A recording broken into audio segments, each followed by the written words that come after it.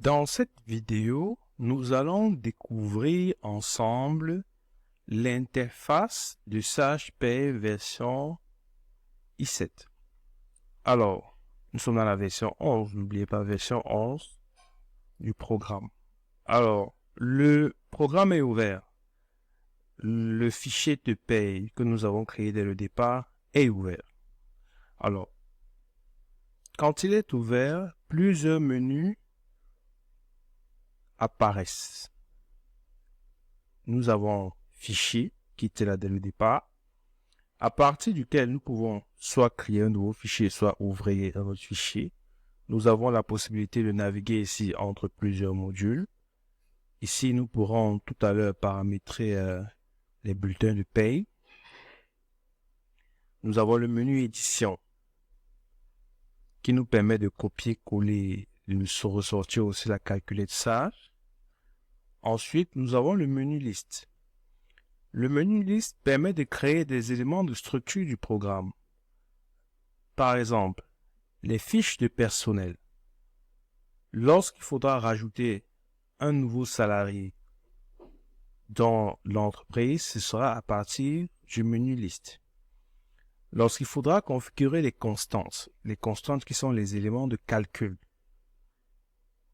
ou les rubriques, ça veut dire les rubriques qui vont être affichées sur le bulletin de salaire, ce sera à partir de ce menu.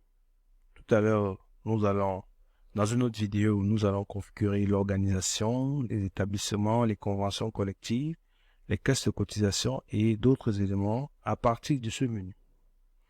Le menu gestion, par contre, lui, c'est beaucoup plus dans la gestion opérationnelle de la paye. Nous avons là les bulletins modèles, bulletins salariés, les absences, arrêts de travail, les acomptes, les prêts, le calcul des bulletins, l'édition des bulletins, les paiements et les clôtures. Donc, après avoir calculé et édité le programme, il y a donc maintenant la possibilité de le clôturer. Ensuite, nous avons le menu état. Le menu état, ici, permet de ressortir le livre de paye, les fiches individuelles, les états d'absence, le calendrier. Donc, nous avons ici le menu état qui est beaucoup plus dans l'output des fichiers. Donc, au moment de l'impression des fichiers, c'est à partir d'ici que nous le ferons. Nous avons là un menu annexe. Le menu annexe, vous voyez, commence par passation comptable parce que n'oubliez pas qu'avec SagePay, nous avons la possibilité d'enregistrer les opérations comptables. Donc, après calcul des salaires et édition, nous avons la possibilité de ressortir les écritures comptables qui seront transférées maintenant à la comptabilité.